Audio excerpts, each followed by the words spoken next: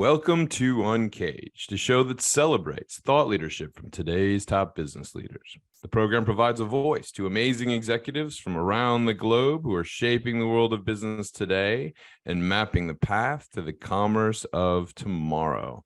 Today, we're speaking with Stephan Aschenbrenner. Stephan, did I pronounce your surname correctly? Yes, absolutely right. Yeah, and congratulations for that. I know, and I think that's really a challenge for you. Yeah, thank you. Well, thank you. I need to practice more for sure. I'm excited to speak with Stephan today. He is an expert on a topic that we're all thinking about these days as the economy has shifted a bit. He is the managing director, CEO of EO Executives, and we'll go through EO Executives model, but they are a company that focuses on executive search and interim management solutions. And they also have an interesting model as they scale around the globe. But before we get to EO, Stephan, tell me a little bit about your career and your background. Yeah, okay. So first of all, thank you. Great to be here with you, Ben, and for having the opportunity to talk with you. Yeah. About myself, I've got a pretty, let's say, normal kind of career, and which came then to executive search. I worked for a big company in the Netherlands, yeah, and the dot-com bubble burst, and I found myself on the street. So I had to make a decision for myself. Yeah, do I want to give other people the power to make decisions, and I have to bear the consequences? And I decide, no, I don't want to have this. So this was the starting point of going into self-employment and starting my first own business, which was 20 years ago. Wow. And I always worked in recruitment. So it's always bringing the right people together. And I do this since 20 years. That's There's amazing. Another thing, which is very important from my career. I always worked in partner organizations. So I always worked in an environment in which self-employed entrepreneurs come together to build something which is greater than each and every of them individually. And I did this since 30 years now. I never ever worked in a company outside of partner organizations. So everybody in Germany knows me about, that's the guy who does partner organizations, who's the guy who does recruitment and executive search, yeah. And that's what really drives me, bringing people together, bringing entrepreneurs together and building business together. I love that. And I can see how your background in partner organizations is fueling how you've formulated and are growing EO Executives. But tell us a little bit about the EO model and what your plans are for continuing to evolve it. Yeah. So first of all, EO is an executive search firm, and we build and help our clients build, we call it the best leadership teams they ever had. I think that's the best thing a client can say to us. If he says, Stephan, since we work together with EO, we really have to say that's the best leadership team we ever had. I think that's the core of our mission, what we're doing. We're doing this internationally in 7 countries right now. The foundations of the company actually are in UK. So we've been founded in 1997 in UK. I took over the managing director position in 2016, and then I bought the current shareholders out of the business. What are we doing? We're helping them build the best leadership teams. We're doing executive search, and we're doing, which is an important part of each leadership team, basically, interim management. Tell me more, though, about how EO really helps. I mean, and more of the details on the solution.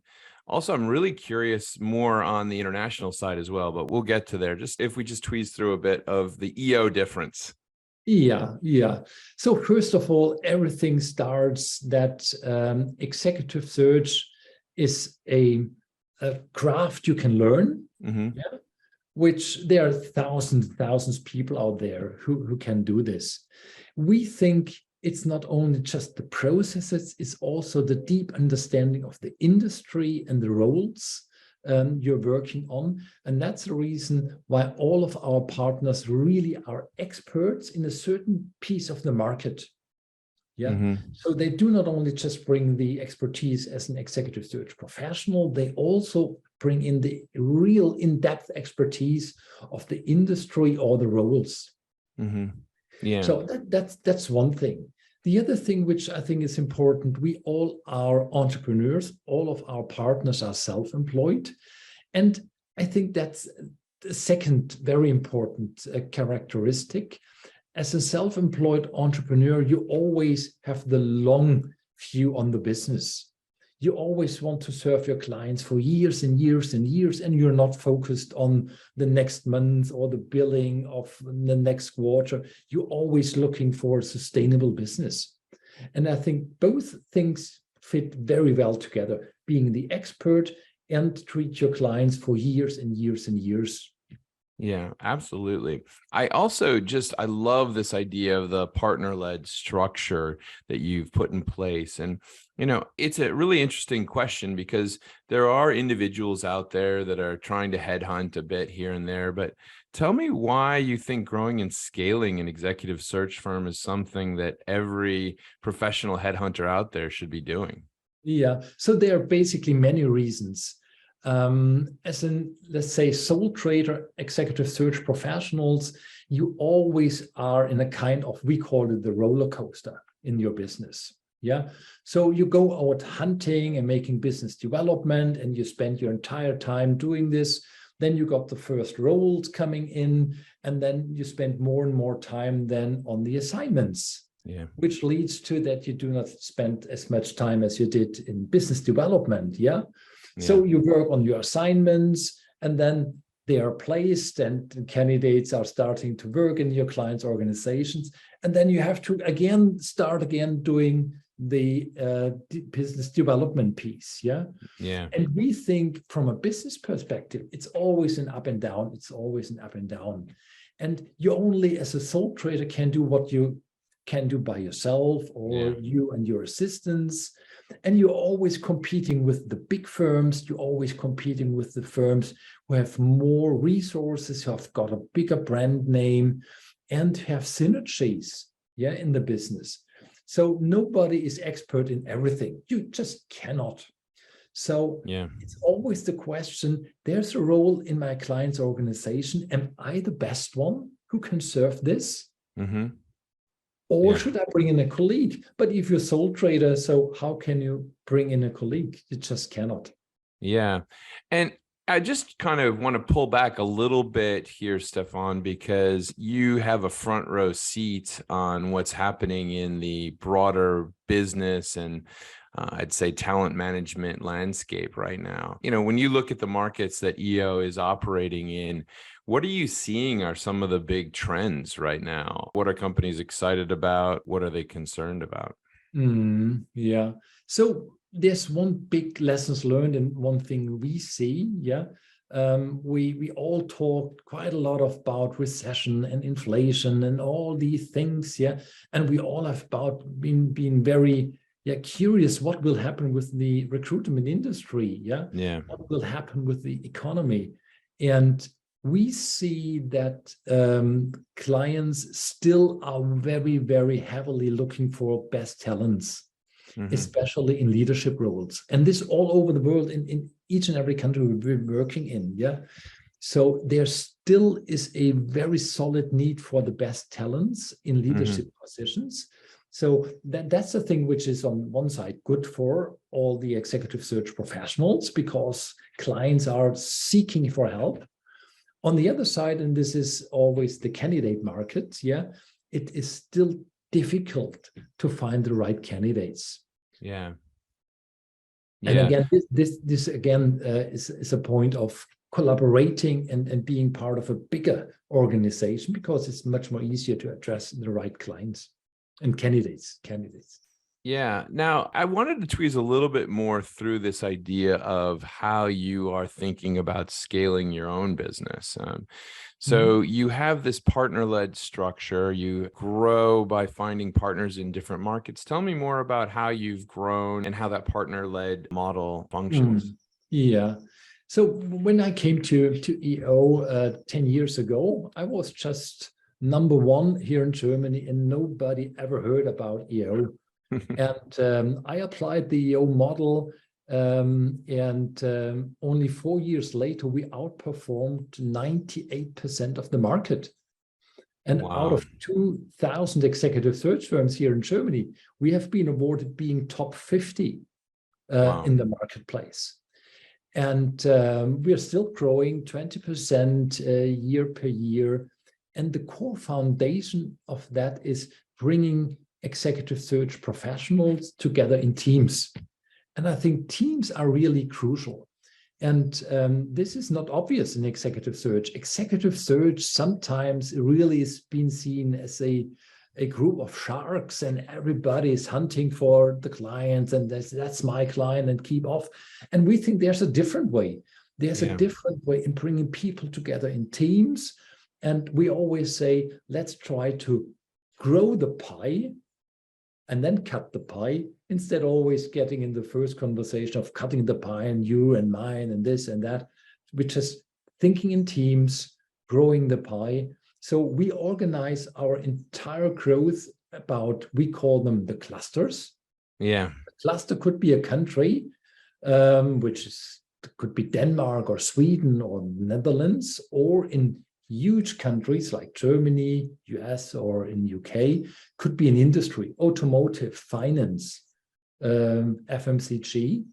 And Mm-hmm. here, a cluster leader builds his team of self-employed partners, and they all got the same two missions, basically: building the best leadership teams for their clients and duplicating what I do here in Germany, which is becoming one of the top 20 or top 10 executive search firms in this industry.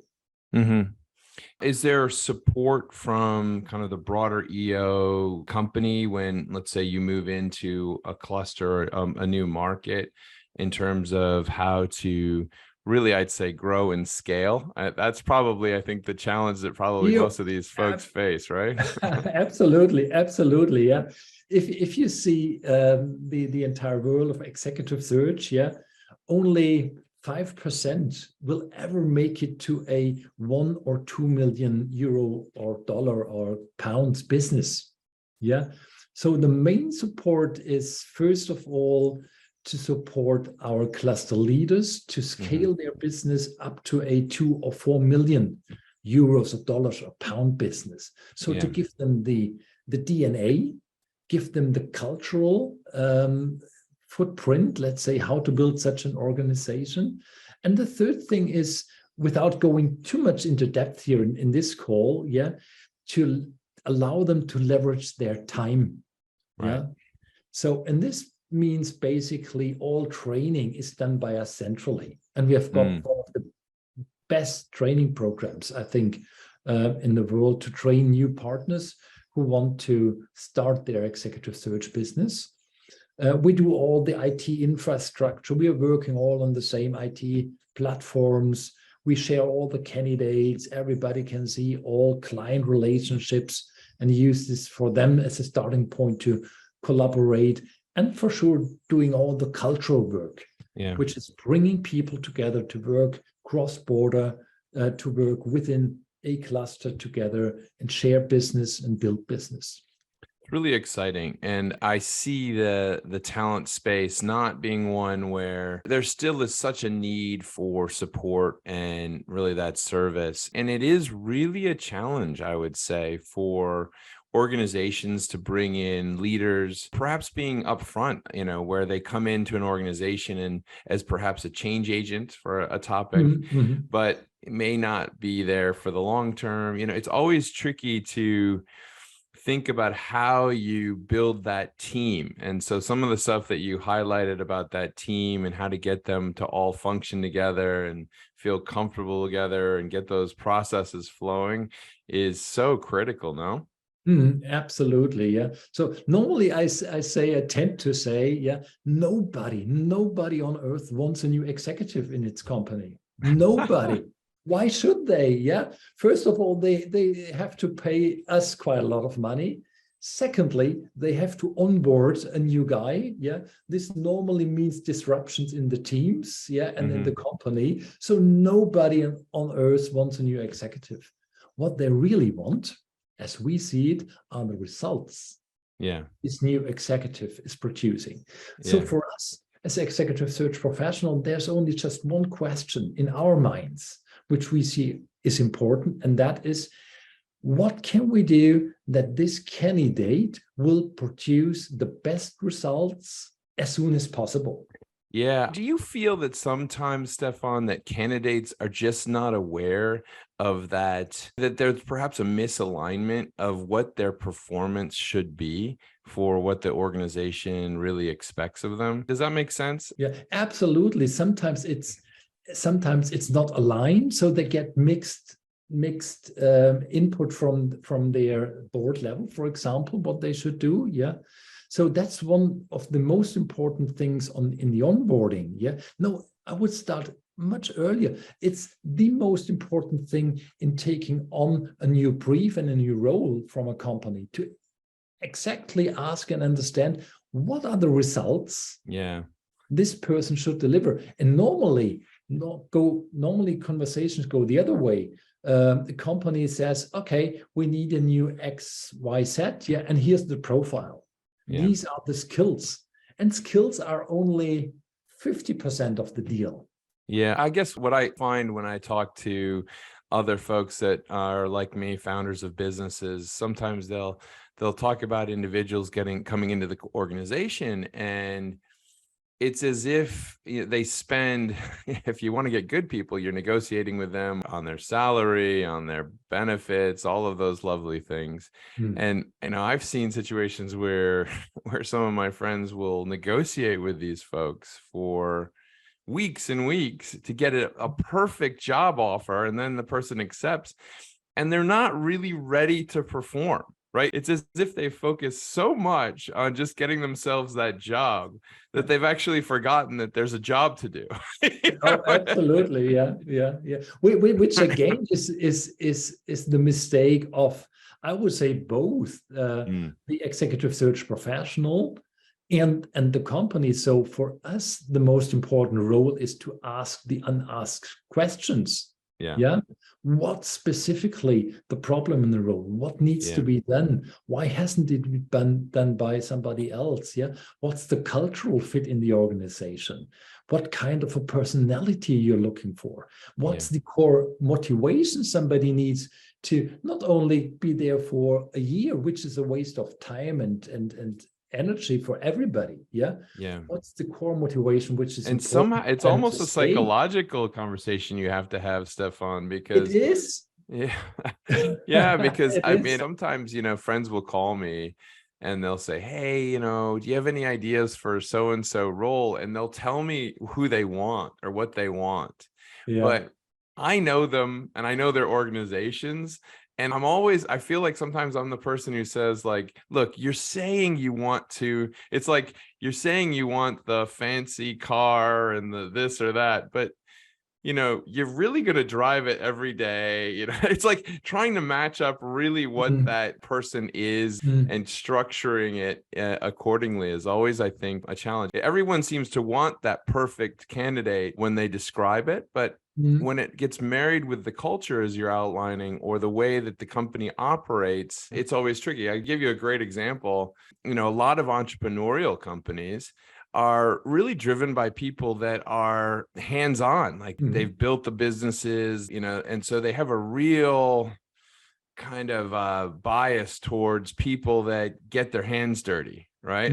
But they sometimes then they're like, oh, I want that amazing, talented person out there for finance, or that amazing, talented person that's going to take us to the next level of marketing. But sometimes there'll be a cultural mix because that fancy person's like, never had a budget less than 20 million to operate with. And suddenly they're like, they're in this one weird situation where they're like, well, I don't know why they're not just doing it. And you're like, well, you got to get these things aligned, right? Who do you want? Do you want, do you want the person that's the doer or the supermodel? You got to choose. Absolutely understand what you're saying. Yeah. So the cultural fit, and the state of development of the company is very, very important. Yeah.